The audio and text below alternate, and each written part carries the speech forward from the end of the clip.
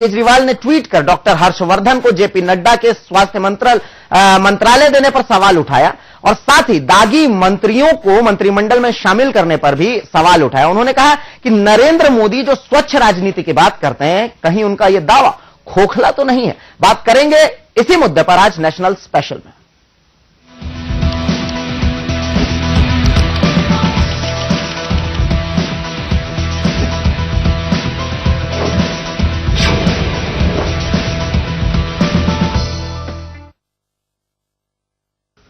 तो प्रधानमंत्री नरेंद्र मोदी के पहले कैबिनेट विस्तार में बीजेपी के बड़े नेता जेपी नड्डा को स्वास्थ्य मंत्री बनाए जाने से विवाद खड़ा हो गया है। पिछले कई दिनों से जन टीवी समेत कई न्यूज चैनलों और अखबारों ने यह खबर प्रमुखता से दिखाई थी कि कैसे जेपी नड्डा ने एम्स के सीवीओ संजीव चतुर्वेदी को हटाने के लिए पूर्व स्वास्थ्य मंत्री हर्षवर्धन को चिट्ठियां लिखी थी। नड्डा ने न केवल चतुर्वेदी को हटाने के लिए कहा था, बल्कि उनके द्वारा उजागर किए गए भ्रष्टाचार के मामलों की जांच बंद करने को भी कहा था। नड्डा ने अपनी चिट्ठियों में डॉक्टर हर्षवर्धन को अपनी पसंद के डॉक्टर को एम्स में नया सीवीओ बनाने को भी कहा था। तो आपको बता दें कि मोदी सरकार का पहला मंत्रिमंडल विस्तार शायद विरोधियों को रास नहीं आ रहा है। कल मंत्रिमंडल विस्तार हुआ और मंत्रिमंडल विस्तार के साथ ही आप संयोजक अरविंद केजरीवाल ने ट्वीट किया। उन्होंने सवाल उठाया जेपी नड्डा को स्वास्थ्य मंत्रालय देने पर। जन टीवी ने भी इस खबर को प्रमुखता से दिखाया था कि जेपी नड्डा ने चिट्ठियां लिखी थी। वो चिट्ठियां थी डॉक्टर हर्षवर्धन, जो कि स्वास्थ्य मंत्री थे उस समय पर, उनको लिखी गई थी ये चिट्ठियां। और एम्स के तत्कालीन सीवीओ थे संजीव चतुर्वेदी, उनको हटाने के लिए चिट्ठियां लिखी गई थी। तो जाहिर सी बात है सवाल उठने थे और हुआ भी वैसा जिस तरह के सवाल उठे कि आखिर जेपी नड्डा को स्वास्थ्य मंत्रालय क्यों दिया गया, संजीव चतुर्वेदी को क्यों हटाया गया। क्या सिर्फ संजीव चतुर्वेदी को इसलिए हटाया गया कि उनके जो जेपी नड्डा के करीबी डॉक्टर हैं, उस डॉक्टर पर भ्रष्टाचार के जो आरोप हैं, उन आरोपों की जांच कर रहे थे डॉक्टर संजीव चतुर्वेदी।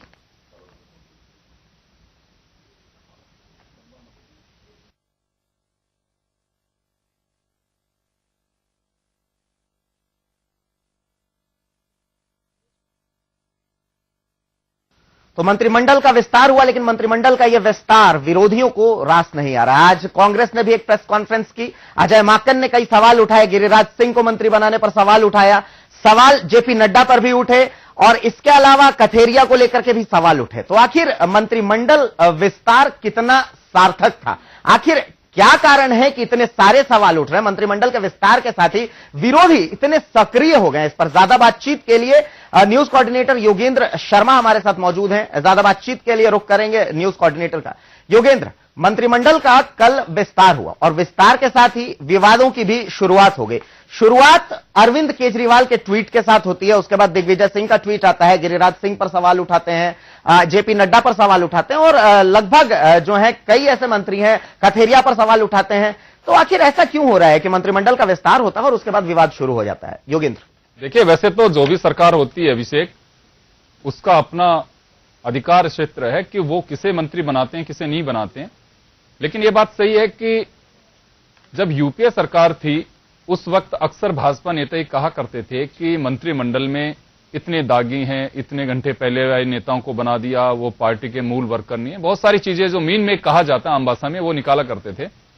अब वही नेता अब एक आईना दिखा रहे हैं बीजेपी को भी कि आप जो कहा करते थे आप उस पर नहीं है।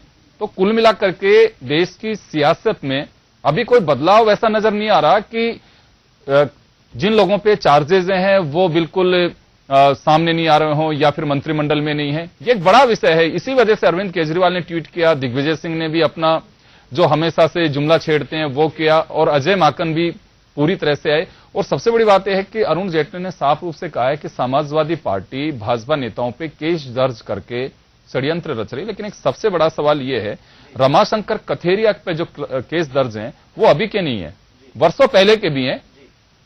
जब मुलायम सिंह पहले रहे, उसके बाद में मायावती की गवर्नमेंट रही, तो बहुत सारे हैं। ये कहना बहुत मुश्किल है कि अभी समाजवादी पार्टी ने किसी तरह की कोई साजिश रची, उसकी सरकार ने, अखिलेश जो गवर्नमेंट है उन्होंने कोई किसी तरह के केसेस दर्ज किए हैं, ये बड़ा मुश्किल है। तो अभिषेक, हमारे साथ जो अतिथि हैं एक बार उनसे मुखातिब होना चाहेंगे और उनसे लेंगे राय कि मंत्रिमंडल अगर कोई बनाता है तो उसका अपना क्षेत्राधिकार है, क्या वास्तव में राजनीतिक चर्चाएं होनी जी। चाहिए या फिर उन्होंने की थी इस वजह से हम भी कर रहे हैं?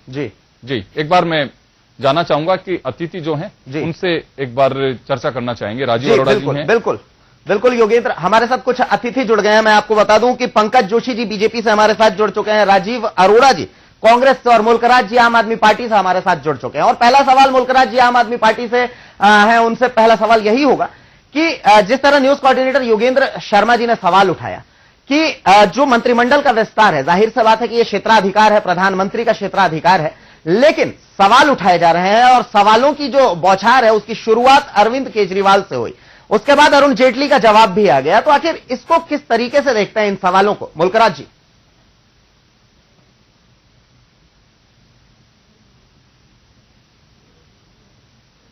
विस्तार हुआ उसमें अगर आप देखें तो जितने भी मंत्री हैं उसमें लगभग 80% में कोई ना कोई चार्ज है। एक नेशनल न्यूज चैनल के द्वारा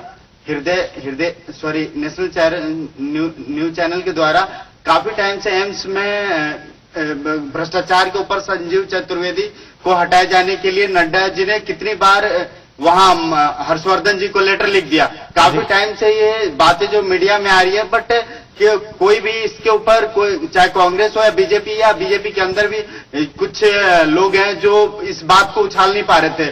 फिर काफी टाइम से वो एक नेशनल टीवी पे ये बातें चल रहा था और अरविंद केजरीवाल जी बखूबी जैसे ही मंत्रिमंडल का कल विस्तार हुआ और उन्हें स्वास्थ्य मंत्री बनाया गया जेपी नड्डा जी को, उसके बाद उसी रात से, कल रात को फाइनल हुआ था, रात से ही हमारे सोशल मीडिया पे ये सारी बातें चलने लगी थी कि क्या संजीव चतुर्वेदी जी जो सीवीओ थे उनको हटाने के लिए जो लेटर दिया गया था नड्डा जी के द्वारा हर्षवर्धन जी को, वो तो उनको क्या उस चीज का गिफ्ट मिला है वहां पे? मतलब अब तो एम्स में और भी बढ़ चढ़ के भ्रष्टाचार को बढ़ावा देने का काम कर रहे हैं। जैसे आप बिहार के गिरिराज सिंह को देखें तो गिरिराज सिंह के घर पे अभी कुछ टाइम पहले 1.5 करोड़ रुपए मिले थे, आज तक उसकी जांच नहीं हो पाई। वो काला धन था या गोरा धन था या व्हाइट धन था, इसके ऊपर बस जो जिनको ये चाह रहे हैं उनको ये मंत्री बना रहे हैं और सारे के सारे मंत्री में कोई ना कोई दाग है। जैसे लॉ मिनिस्टर हैं गौडा साहब को बनाया, उनके बेटे के ऊपर खुद ब खुद कोई संगीन आरोप है। तो एक के कानून मंत्री के बेटे को बचाने के लिए आप कानून मंत्री का तोहफा दे रहे हैं। किसी सीवीओ के एम्स में भ्रष्टाचार रोकने के लिए आप क्या उनके मंत्री जो इस CVO chief vigilance officer Sanjeev Chaturvedi ji उनको हटाने के लिए जो पैरवी करते थे, हर्षवर्धन जी को लेटर लिखते थे, आप उन्हीं को स्वास्थ्य मंत्री बना दिए। चलिए मुकुल राज जी, मंत्रिमंडल का विस्तार हुआ है वहां पे। जी मुकुल राज जी, लेकिन आप कह रहे हैं कि ऐसे लोगों को बना रहे हैं, ये आपको नहीं लगता है कि उनका क्षेत्राधिकार है? देश को परिणाम चाहिए। और जो सीवीओ की बात कर रहे हैं जो मिस्टर चतुर्वेदी जिन्हें संजीव चतुर्वेदी, आप कह रहे हैं कि लगातार मीडिया ये बात दिखा रहा था, आम आदमी पार्टी का अपना ये एजेंडा है या फिर सिर्फ मीडिया को फॉलो कर रहे हैं? जी मुकुल राज जी। मीडिया को फॉलो नहीं कर रहे हम, मीडिया तो काफी टाइम से दिखा रही थी, बट किसी भी नेता, हिंदुस्तान के इतने सारे ईमानदार नेता भी हैं, बहुत सारे, बट किसी ने इस बात को उठाया नहीं। जैसे उनको मंत्रिमंडल दी जाती है और सीवीओ जो संजीव चतुर्वेदी एम्स में चीफ विजिलेंस ऑफिसर है, उनके 120 भ्रष्टाचार को उन्होंने पकड़ा था, जिसमें से 80 के ऊपर तो आरोप तय हो गए थे और उन्होंने सारी जांचों को रुकवा दी। और चलिए मैं वापस आपके पास में आऊंगा। चलिए वापस, पिछली बार दिल्ली के मुख्यमंत्री के लिए उनको वापस आपके पास आते हैं। अभी राजीव अरोड़ा साहब और पंकज जोशी जी भी आपके साथ में बैठे हैं, मैं उनसे जानना चाहूंगा। राजीव जी, अजय माकन साहब, दिग्विजय सिंह जी लगातार ट्वीट कर रहे हैं और अजय माकन साहब ने तो बाकायदा ब्रीफिंग भी की है कि भ्रष्टाचारियों को और जिन लोगों पे दाग लगे हुए हैं उन लोगों को मंत्रिमंडल में शामिल किया गया है, चाहे वो सीवीओ एम्स चतुर्वेदी हो या फिर गिरिराज सिंह हो या दूसरे लोगों, मिस्टर कथेर या जो रमाशंकर कथेर हैं, सबसे ज्यादा मुकदमे उन्हीं पे है, ये बात भी कही गई। लेकिन ये आरोप लगाना महज एक रस्म अदायगी मानी जाए या फिर एजेंडा क्या है? क्योंकि कोई भी गवर्नमेंट आती है तो उसमें यह कोई नहीं कह सकता कि पूरी तरह से हमारी कैबिनेट पाक साफ थी, और हम दावे के साथ कह सकते हैं कि एक भी व्यक्ति ऐसा नहीं था जिस पे दाग लगाओ। जी राजीव जी। योगेंद्र जी, प्रधानमंत्री का विशेषाधिकार है कि वो मंत्रिमंडल में किसको ले, लेकिन प्रजातंत्र के अंदर जनता को पूछने का भी अधिकार है।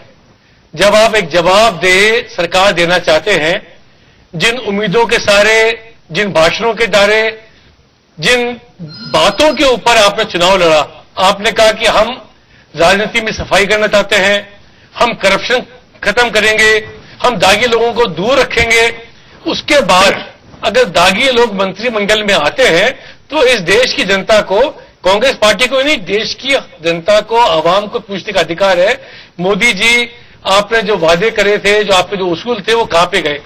चाहे जेपी नड्डा की बात हो, चाहे रमाशंकर जी की बात हो, चाहे गिरिराज सिंह जी की बात हो, क्योंकि बात पहले बताई जा चुकी कि क्या क्या हुआ है। मैं ये भी पूछना चाहता हूं कि हम राजस्थान के वासी हैं। राजस्थान में 25 सीटों के ऊपर बीजेपी के सांसद चुन के गए।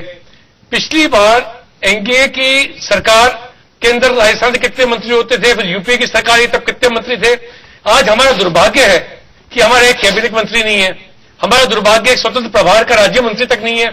3 मंत्री दिए गए हैं, छोटे छोटे मंत्रालय दिए गए हैं। इससे मालूम पड़ता है कि मोदी जी की कथनी और करनी में बड़ा फर्क है। डॉक्टर हर्षवर्धन, अगर वो अच्छा काम नहीं कर रहे थे तो उनको मंत्रिमंडल से ड्रॉप कर देना चाहिए था। वो खुद तो डॉक्टर थे, उनको आपने हेल्थ मिनिस्ट्री दी, उनको आप शिफ्ट करके साइंस एंड टेक्नोलॉजी में कर दिया। जेपी नड्डा जो लॉयर है, उनको स्वास्थ्य मंत्रालय दिया है। लेकिन हर्षवर्धन जी को इसलिए नहीं हटा सकते थे कि दिल्ली में चुनाव होने वाले हैं। रामकृपाल यादव हो, किसने लिया आपको मालूम है? बिहार के अंदर पूरा आप इक्वेशन देखें तो भी आपको मालूम पड़ेगा कि यूपी बिहार का बोलबाला रहा है। जहां चुनाव होने वाले हैं उनको आगे ध्यान में रखा गया है और निश्चित रूप से इस देश की जनता मोदी जी से जवाब मांगना चाहती है। और एक बात और, ये अजय माकन जी ने बात उठाई है, उन्होंने कहा कि अरुण जेटली जी के पास में वित्त मंत्रालय है, उनके पास इंफॉर्मेशन ब्रॉडकास्टिंग मंत्रालय क्यों दिया गया? क्या इस देश का मीडिया, इस देश के समाचार पत्र, इस देश का इलेक्ट्रॉनिक मीडिया क्या व्यवसायिक घरानों के पास है? और क्या इनके हितों को ज्यादा अच्छी तरह से फाइनेंस मिनिस्टर देख पाएंगे? तो मेरे ख्याल से इन प्रश्नों को खुल के उत्तर देना चाहिए। चले मैं वापस जवाब दिया, राजीव जी हमारी वापस पार्टी विशेषाधिकार है प्रधानमंत्री का। राजीव जी वापस आपके पास आएंगे। पंकज जी हैं। पंकज जी, राजीव जी जो सवाल खड़ा कर रहे हैं, मेरे ख्याल में जो सियासी हलचलों से जो भी ताल्लुक रखते हैं, वो हर व्यक्ति यही कह रहा है कि जब आप विपक्ष में थे तो बहुत हल्ला मचाते थे। जब भी कैबिनेट का विस्तार होता था मनमोहन सिंह सरकार में, तो यही कहा जाता था कि बागियों को जगह मिली है, जिनका कैरेक्टर ठीक नहीं उन्हें जगह मिली है, जिन पे करप्शन के चार्जेस हैं उन लोगों को जगह मिली है। पूरे कैबिनेट को एक दागियों का कुनबा बताया जाता था। अभी बहुत सारे लोग आपके यहां पे भी हैं जिन्हें सुरेश प्रभु देखिए कुछ घंटे पहले छोड़ के आते हैं शिवसेना, उसके बाद में आपने मंत्री बनाया। इसी तरह से चौधरी वीरेंद्र सिंह, बहुत सारे लोग हैं, आपने आज अखबार में पढ़ा होगा। कल ये तो साफ भी है कि किन किन लोगों ने ज्वाइन किया था। इसी तरह से गिरिराज सिंह जी जिनके यहां पैसा मिला, जेपी नड्डा साहब पत्र लिखते हैं सीवीओ के खिलाफ, डॉक्टर हर्षवर्धन जी को, जिनके खिलाफ कार्रवाई भी की गई, पूरे देश में बवाल में मचा। अब उन्हें वही विभाग दिया जाता है जिसमें वो चाहते थे कि गंदगी समझ के दूर करना चाहते थे या फिर अपने चहेतों की नापसंद थी इस वजह से वो हटाना चाहते थे। वो सबके सामने है, तो अंतर कुछ महसूस नहीं हो रहा। राजीव जी यही कह रहे हैं कि हमारे यहां पे चलिए दागी थे, लेकिन जो इतना हल्ला मचा रहे थे वो भी तो बेदागियों को लेके आते। पंकज जी। योगेंद्र जी, देखिए आप जो बात कर रहे हैं कि ये जो पूरी जो बात थी, सबसे पहली बात में जो है जो अरोड़ा साहब की बैन करना चाहूंगा वो ये बात थी कि इन्होंने कहा कि जनता पूछने की हकदार है। बिल्कुल जनता हकदार पूछने की, जो बात हमने कही, और उसके बाद जो है कहा कि जनता पूछने की हकदार है। और जब आपने ये प्रश्न उठाए तो हमारे मंत्री जी ने प्रेस कॉन्फ्रेंस करके इस चीज का जवाब जो है आपको सही वक्त पर दिया कि भाई ये जो चीजें हैं वो है। और उसमें उन्होंने बहुत साफ सा कहा कि जब आप किसी चीज से ऑब्जेक्ट मांगते हैं, जिसका उद्देश्य मांगते हैं, तो उस उद्देश्य में आप मांगते हैं कि गुड गवर्नेंस होनी चाहिए, क्वालिटेटिव गवर्नेंस होनी चाहिए। गवर्नेंस के साथ आपका जो है पूरा का पूरा जो कुनबा है वो आपका जो है जवाबदेह होना चाहिए। और ये जो चीजें हैं कहीं ना कहीं जो पिछली गवर्नमेंट रही, यूपीए की गवर्नमेंट रही, जिसको भारतीय जनता पार्टी ने बार बार उठाया कि नॉन परफॉर्मिंग गवर्नमेंट जो है, इस चीज का सबसे बड़ा प्रश्न था। लेकिन उसके बावजूद आप उन मंत्रियों को रखे जा रहे हैं, उन दागी मंत्रियों को रखे जा रहे हैं, और जो चार्जेस उनके ऊपर लगे हैं उन चार्जेस में आप हर एक चार्जेस को नहीं कर सकते। अभी आपने कहा कि जो चरित्र के चार्जेस हैं, अभी ऐसा कोई भी चार्जेस नहीं है जो चरित्र का दृष्टि से किसी को चार्जेस लगे हुए हैं। चारित्रिक चार्जेस हैं, कोई बड़े चार्जेस हैं, लेकिन राजनीतिक चार्जेस यदि किसी के ऊपर लगे हुए हैं और वो अभी तक डिफाइन नहीं हुए हैं, उनके ऊपर चार्ज फिक्स नहीं हुआ है, तो देखिए सही कह रहे हैं, तरीका आप उसके कारण से किसने लगा दिया, बात स्वीकार की आपने। हाँ, दूसरा मैं वो बता रहा हूं अभी जो चीज कही, देखिए, हाँ, दूसरा जो चीज कही, मैं एक चीज कह रहा हूं, अभी उन्होंने आप पार्टी वालों ने कहा। चलिए मैं वापस आपसे पूछूंगा, मैं